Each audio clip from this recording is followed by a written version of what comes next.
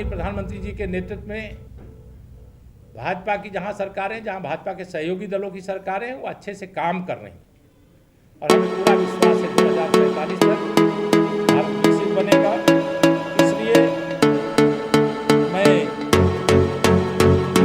और बहुत विस्तृत विषय हमारे मीडिया के साथी हैं राठी जी या पटेल जी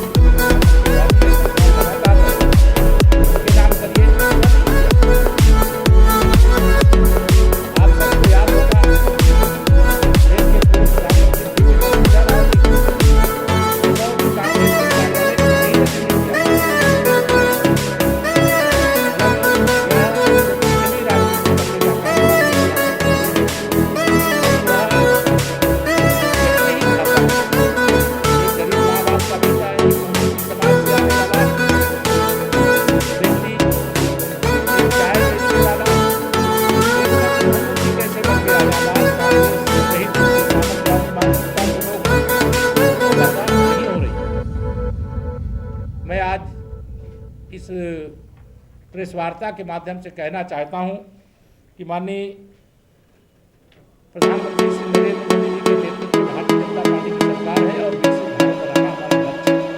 संविधान का अगर कहें कि सदुपयोग किसी ने किया है तो भारतीय जनता पार्टी ने किया। संविधान का सम्मान किसी ने किया, भारतीय जनता पार्टी ने किया है।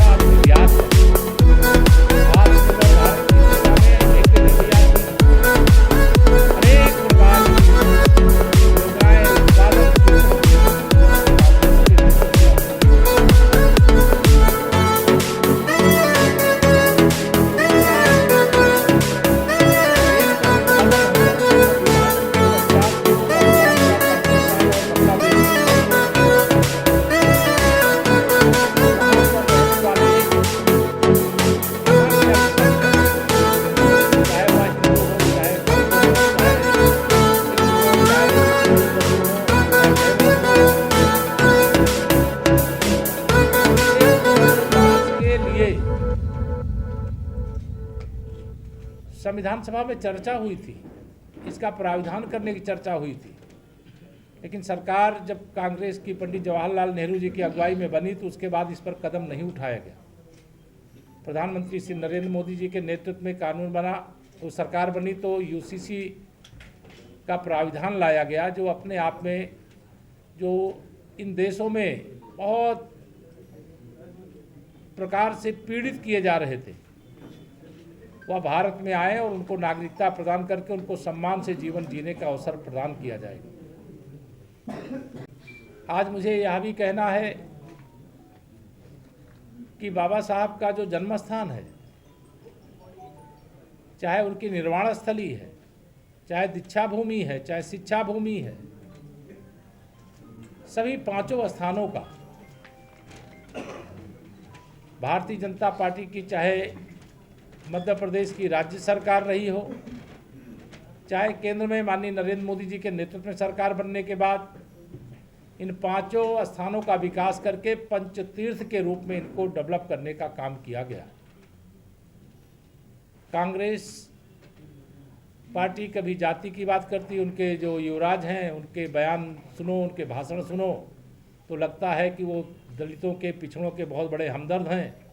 लेकिन मैं आज यहाँ काशी की धरती से कह सकता हूँ, दलितों, पिछड़ों, आदिवासियों के सबसे बड़े दुश्मन कांग्रेस पार्टी है। उनके नेता रहे हैं, जो वर्तमान में नेतृत्व कर रहे हैं वह हैं। इसलिए आपको यहाँ पर यह बताना आवश्यक है कि आरक्षण व्यवस्था को सबसे पहले नाकारने का काम किसने किया? तो देश के प्रथम प्रधानमंत्री पंडित जवाहरलाल नेहरू जी ने किया। मंडल आयोग की सिफारिशों को ठंडे बस्ते में डालने का काम अगर किसी ने किया तो श्रीमती इंदिरा गांधी जी और श्री राजीव गांधी जी ने किया। आरक्षण से वंचित रखने का काम और पाप के लिए अगर कोई जिम्मेदार है तो कांग्रेस पार्टी और कांग्रेस के अलग अलग समय के नेतृत्व जिम्मेदार है। भारतीय जनता पार्टी के समर्थन से जब श्री बीपी सिंह जी की अगुवाई में केंद्र में सरकार बनी, बाबा साहब को पहले भारत रत्न नहीं दिया गया था। भारत रत्न तब दिया गया जब भाजपा के समर्थन से केंद्र में सरकार बनी, तब बाबा साहब को भारत रत्न प्राप्त हुआ था। आज जिस संविधान की दुहाई देने का काम कांग्रेस के नेतागण करते हैं, उन्होंने संविधान की हत्या समय समय पर की। इस देश के लोकतंत्र को नकारते हुए देश में आपातकाल की बेड़ियां किसने डालने का काम किया? सदस्य साथी धर्मेंद्र जी, काशी के पूर्व महापौर, पार्टी के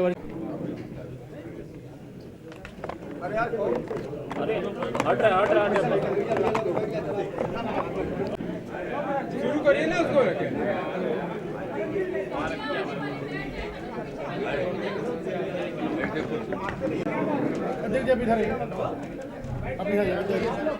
संविधान आप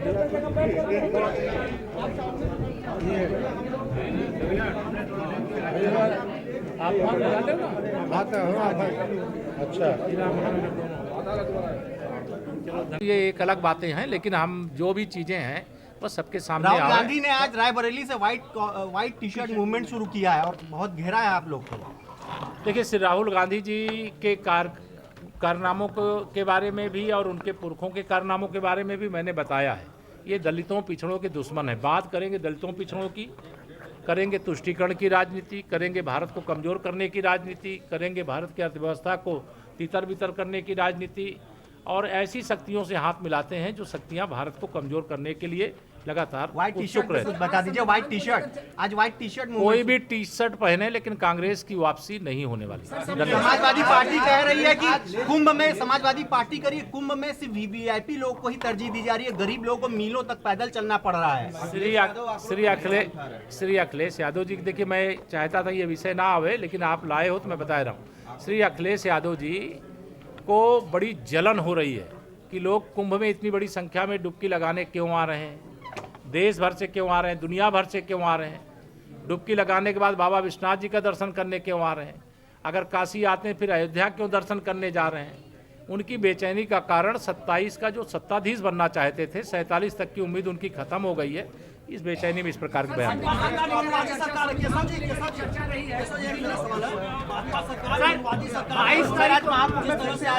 बनाने के लिए लगातार माननीय प्रधानमंत्री जी के नेतृत्व में भाजपा की जहां सरकारें, जहां भाजपा के सहयोगी दलों की सरकारें वो अच्छे से काम कर रही हैं और हमें पूरा विश्वास है 2047 तक भारत विकसित बनेगा। इसलिए मैं और बहुत विस्तृत विषय है, हमारे मीडिया के जो साथी हैं राठी जी या हमारे धर्मेंद्र जी या हमारे अध्यक्ष जी, आपको एक प्रेस नोट बना करके डिटेल में देने का काम करेंगे। लेकिन मैं आज इतना ही कह सकता हूं कि भारत बाबा साहब के स्वप्न अधूरे मोदी जी के नेतृत्व में भाजपा कर रही है पूरे, और पूरे करेंगे हम। कांग्रेस अब इतिहास के पन्ने में दर्ज होने का जो अपराध किया है, पाप किया है, उस ओर बढ़ रही है। हमें लगातार जनता का आशीर्वाद मिल रहा है, समर्थन मिल रहा है। तीसरी बार देश में मोदी सरकार बनी है। जो काम हमने 2 कार्यकाल में किया है वो देश के सामने नहीं, दुनिया के सामने एक उदाहरण नहीं, मॉडल है। जब माननीय प्रधानमंत्री मोदी जी गुजरात के मुख्यमंत्री थे तो पूरे देश के सभी राज्य गुजरात मॉडल लागू करते थे। लेकिन आज जब वह देश के प्रधानमंत्री हैं तो पूरी दुनिया प्रधानमंत्री मोदी जी के नेतृत्व वाले भारत का मॉडल पूरी दुनिया में लोग अपनाने का काम कर रहे हैं। मेरा इतना ही कहना है। कोई 1-2 सवाल आपका हो संविधान गौरव दिवस से जुड़ा हुआ, बाकी अन्य सवाल होंगे तो फिर हम लोग बात करेंगे, लेकिन आज इस पर बात करेंगे तो अच्छा रहेगा। हम अब दुनिया के किसी देश के ऊपर निर्भर नहीं। हमारी अर्थव्यवस्था दुनिया में 5वें नंबर की है, 3रे नंबर पर हम जल्दी ही पहुंचेंगे। ये बाबा साहब का जो स्वप्न था उसको पूरा करने की दिशा में एक महान महत्वपूर्ण काम है। एक बात मैं और कर दूं, सवाल आपका आवे उससे पहले, अभी कांग्रेस पार्टी ने, आपने देखा होगा पिछले दिनों कितनी नकारात्मक घृणा की राजनीति करते हैं। कांग्रेस के ही प्रधानमंत्री थे डॉक्टर मनमोहन सिंह जी। अभी जब उनका निधन हुआ, केंद्र सरकार ने, प्रदेश सरकार ने राष्ट्रीय शोक की घोषणा की, राजकीय शोक की घोषणा किया, लेकिन उनकी चिता की आग ठंडी भी नहीं हुई थी। उनके स्मारक बनाने की ढोंग करने वाली मांग कांग्रेस पार्टी के द्वारा किया गया। लेकिन अभी कांग्रेस का जो पार्टी का मुख्यालय इन्होंने नया बनाया है, जब भारतीय जनता पार्टी के नेतृत्व में मांग की कि अगर डॉक्टर मनमोहन सिंह जी के प्रति आपकी इतनी श्रद्धा है तो कांग्रेस के मुख्यालय का नाम डॉक्टर मनमोहन सिंह जी के नाम, पूर्व प्रधानमंत्री वह भी है, 10 साल लगातार रहे, उनके नाम करिए, तो वह नहीं किया। आप सबको याद होगा देश के पूर्व प्रधानमंत्री पीवी नरसिम्हा राव जी का 100 भी कांग्रेस के कार्यालय में नहीं रखने दिया गया। मतलब यह जो छिछली राजनीति करने का काम कांग्रेस पार्टी करती है वह उसके लिए ही घातक है। एक गरीब माँ बाप का बेटा, एक ओबीसी समाज से आने वाला व्यक्ति, एक चाय बेचने वाला देश का प्रधानमंत्री कैसे बन गया, यह बात कांग्रेस सहित जो सामंतवादी मानसिकता के लोग हैं उनको बर्दाश्त नहीं हो रही है। मैं आज इस प्रेस वार्ता के माध्यम से कहना चाहता हूं कि माननीय प्रधानमंत्री श्री नरेंद्र मोदी जी के नेतृत्व में भारतीय जनता पार्टी की सरकार है और विकसित भारत बनाना हमारा लक्ष्य है। संविधान का अगर कहें कि सदुपयोग किसी ने किया है तो भारतीय जनता पार्टी ने किया, संविधान का सम्मान किसी ने किया है, भारतीय जनता पार्टी ने किया है, संविधान का अपमान अगर किसी ने किया है तो कांग्रेस पार्टी और उसके तमाम जो सहयोगी साथी उन लोगों ने किया है। आज देश विकास के पथ पर आगे बढ़ रहा है, गरीबी से मुक्ति के पथ पर आगे बढ़ रहा है। ये बाबा साहब की इच्छा थी। जब तक देश से गरीबी खत्म नहीं होगी तब तक देश विकास के उन ऊंचाइयों को नहीं प्राप्त कर सकता, वह विश्वगुरु का स्थान नहीं अर्जित कर सकता जो हमें अर्जित करना है। आज हम ये गर्वपूर्वक कह सकते हैं कि माननीय प्रधानमंत्री नरेंद्र मोदी जी के नेतृत्व में 25 करोड़ लोग गरीबी रेखा से बाहर हुए। आज वह सुख की जिंदगी जी रहे हैं। देश की संवैधानिक संस्थाएं मजबूत हुई हैं।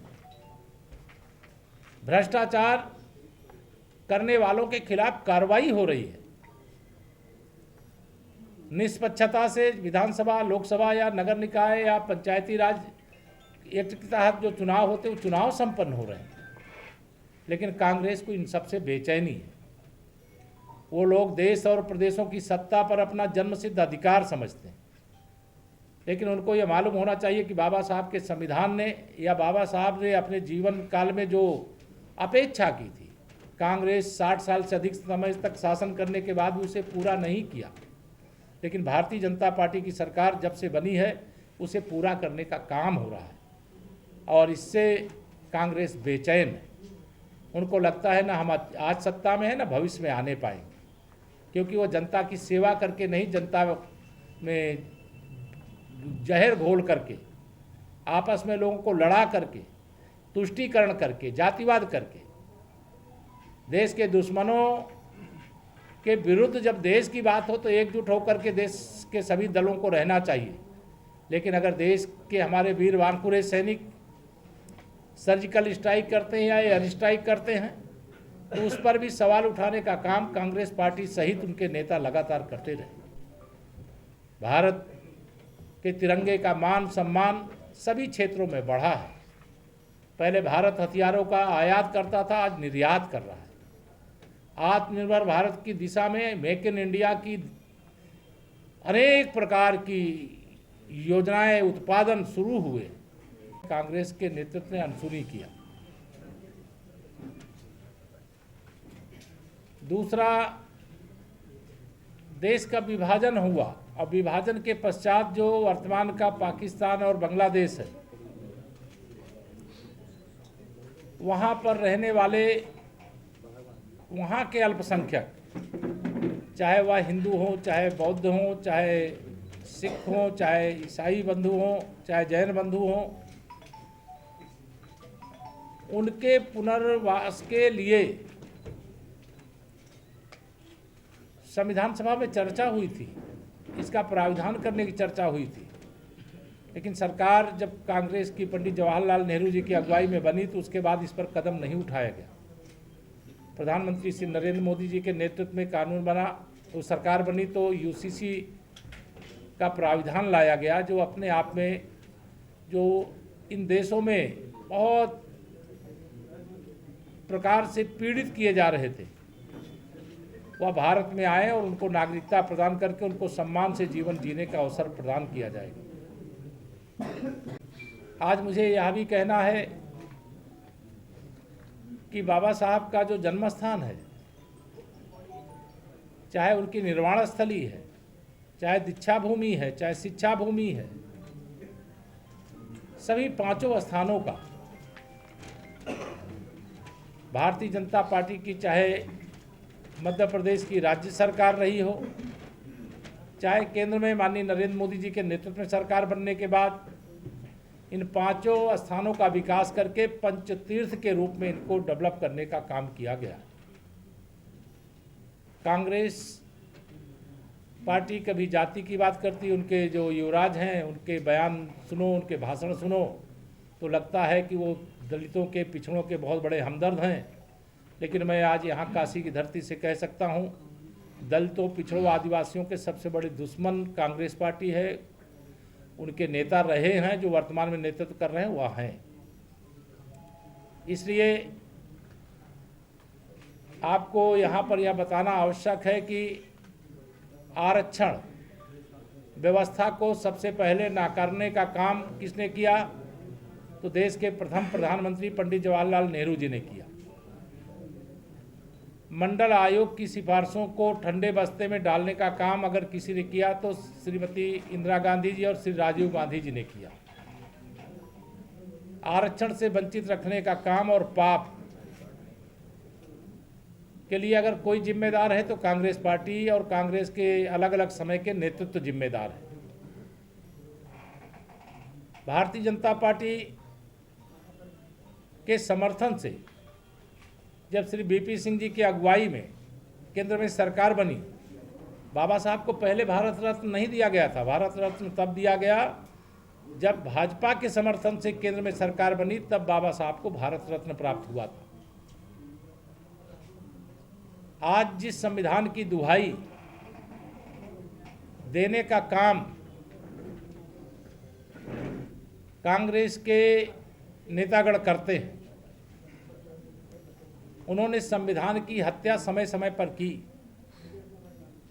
इस देश के लोकतंत्र को नकारते हुए देश में आपातकाल की बेड़ियां किसने डालने का काम किया? तो वह कांग्रेस पार्टी है। देश के अंदर 88 बार चुनी हुई राज्य सरकारों को बर्खास्त करने का काम किसने किया? तो वो कांग्रेस पार्टी ने किया है। भारतीय जनता पार्टी की अगुवाई में जब देश पूज्य अटल बिहारी वाजपेयी जी के नेतृत्व में सरकार हमारी चल रही थी, तो परमाणु शक्ति संपन्न भारत बनाने का काम पूज्य अटल जी, भारत रत्न अटल बिहारी वाजपेयी जी के नेतृत्व वाली सरकार के समय हुआ। माननीय प्रधानमंत्री नरेंद्र मोदी जी के नेतृत्व में सरकार बनने के बाद और देश के पूर्व राष्ट्रपति माननीय रामनाथ कोविंद जी के नेतृत्व में एक देश 5 वर्ष में एक बार चुनाव की कमेटी बनी, उसका भी विरोध किसने किया? तो कांग्रेस ने किया। आज़ादी के बाद से 1967 तक लगातार देश के चुनाव और राज्यों के चुनाव एक साथ होते थे। मैं केवल आप सबके सामने हम संविधान गौरव दिवस मनाते हुए यह बात आप सबसे करना चाहते हैं कि भारतीय जनता पार्टी संविधान की सच्ची पुजारी है। भारत रत्न बाबा साहब भीमराव अंबेडकर के सम्मान के लिए समर्पित पार्टी है। प्रधानमंत्री माननीय श्री नरेंद्र मोदी जी के नेतृत्व में सरकार बनने के बाद चाहे देश में चाहे विदेश में बाबा साहब से जुड़े हुए जो स्थान थे, उनको स्मारक के रूप में, उनको तीर्थस्थल के रूप में विकसित करने का काम भारतीय जनता पार्टी की सरकारों ने किया। संविधान की हत्या करने का काम और सर्वाधिक संविधान में संशोधन करने का काम कांग्रेस की नेतृत्व वाली सरकार ने किया है। हमने जो संशोधन किया, हमने जम्मू कश्मीर से 370 और 35A को हटा करके देश के कहिए भारत के माथे की जो मणि, मुकुट मणि है जम्मू कश्मीर, उस जम्मू कश्मीर जहां पर स्वयं बाबा साहब भी नहीं चाहते कि 370 अनुच्छेद वहां पर लागू हो, उसको ख़त्म करने का काम भारतीय जनता पार्टी ने किया। महिलाओं के सशक्तिकरण के लिए बाबा साहब की हार्दिक इच्छा थी, जब तक देश की आधी आबादी को बराबर का अवसर नहीं मिलेगा तब तक देश आगे नहीं बढ़ेगा। बाबा साहब के स्वप्न अधूरे भाजपा प्रधानमंत्री मोदी जी के नेतृत्व में कर रही है पूरे, और उसी के क्रम में 33% महिलाओं के लिए लोकसभा और विधानसभा में आरक्षण का कानून देश में बन चुका है। और आने वाले समय में हमारी मातृशक्ति भी अपनी हिस्सेदारी सदन में भी और बाकी क्षेत्रों में भी वो अपनी उपस्थिति दर्ज कराने का काम कर रही है। आप सबके साथ संविधान गौरव दिवस जो पूरे देश के अंदर भारतीय जनता पार्टी के द्वारा मनाया जा रहा है, उसी के क्रम में चर्चा मैं आपके साथ करने के लिए आया हूं। भारतीय जनता पार्टी और हमारे प्रधानमंत्री माननीय श्री नरेंद्र मोदी जी भारत रत्न, देश के प्रथम कानून मंत्री, संविधान सभा के अध्यक्ष के रूप में जिन्होंने भारत के नागरिकों को अभूतपूर्व शक्ति प्रदान करते हुए एक ऐसा संविधान दिया जिसके बलबूते आज भारत विश्व का सबसे बड़ा लोकतंत्र है, सफल लोकतंत्र है। लेकिन पिछले कुछ दिनों से विशेष तौर से कांग्रेस पार्टी, जिसका पूरा इतिहास भारत रत्न बाबा साहब भीमराव अंबेडकर जी के दर दर पर अपमान करने के लिए जाना जाता है, चाहे संविधान सभा में बहस के दौरान कई ऐसे महत्वपूर्ण मुद्दे जिसमें वर्तमान में अगर मैं चर्चा करूं तो जम्मू कश्मीर से 370 और 35 से जैसी कैंसर रूपी बीमारी काशी के लोकप्रिय सांसद माननीय नरेंद्र मोदी जी के नेतृत्व में सरकार बनने के बाद खत्म की गई। लेकिन यह उल्लेखनीय है कि संविधान सभा में 370 के प्राविधान को करने के जो सबसे ज़्यादा खिलाफ थे वह भारत रत्न बाबा साहब भीमराव अंबेडकर जी थे। लेकिन पत्रकार वार्ता को हमारे उत्तर प्रदेश के लोकप्रिय मुख्यमंत्री आदरणीय केशव